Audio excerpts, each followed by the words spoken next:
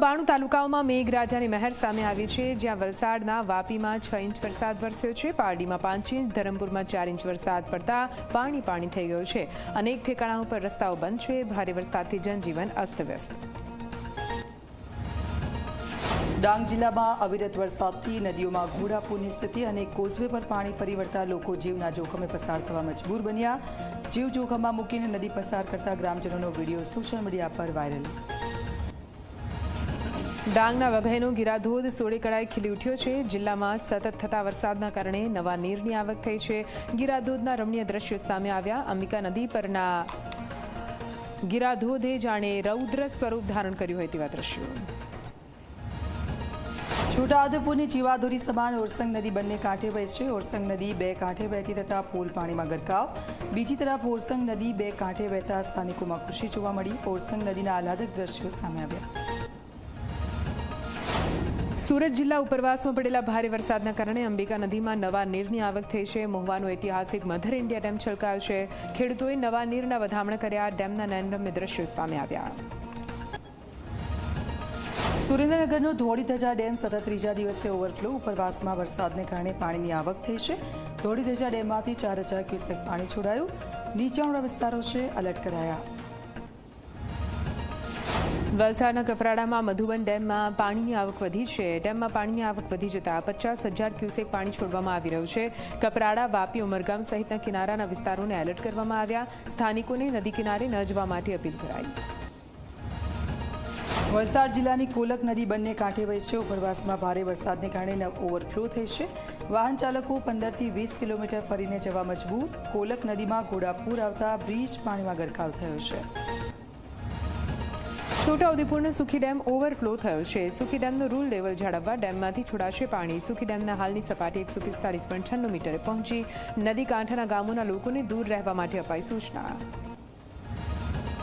સુરેન્દ્રનગર જિલ્લામાં પ્રથમ વરસાદે 11 પૈકી 6 ડેમ ઓવરફ્લો થયા છે। અન્ય 5 ડેમમાં પણ 70% કરતાં વધુ પાણીનો જથ્થો છે। નાયકા, ધોળીધજા, સબુરી ડેમ ઓવરફ્લો થયા છે। વાસર, થોરિયાળી અને વડોદ ડેમ પણ ઓવરફ્લો થયો। સુરતમાં ભારે વરસાદના કારણે નદીઓમાં નવા નીરની આવક થઈ છે। નવા નીરની આવક થતાં અંબિકા નદી બે કાંઠે વહી રહી છે। મહુવાની ઐતિહાસિક મધર ઇન્ડિયા ડેમ છલકાયો। ચોમાસાની શરૂઆત સાથે છલકાયો મધર ઇન્ડિયા ડેમ।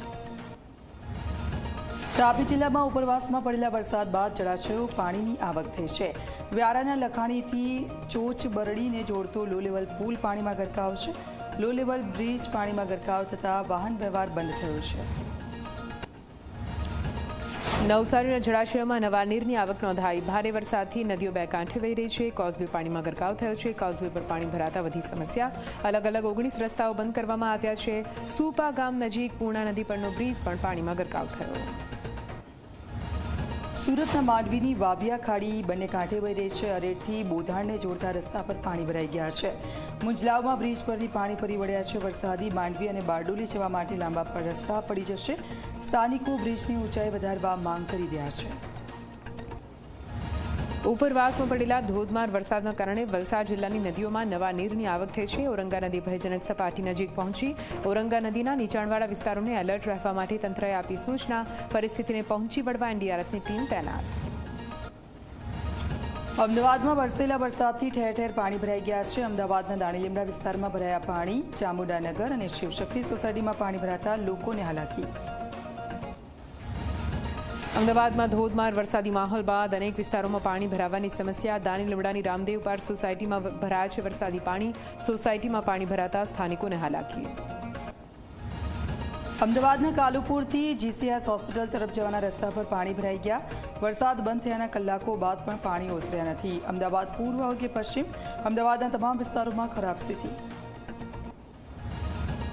અમદાવાદમાં રાત્રે વીજળીના કડાકા ભડાકા સાથે વરસાદની શરૂઆત। ભારે વરસાદથી પાણી ભરાઈ જવાની સમસ્યા છે। વેજલપુરના મકરબા વિસ્તારમાં પાણી ભરાયા।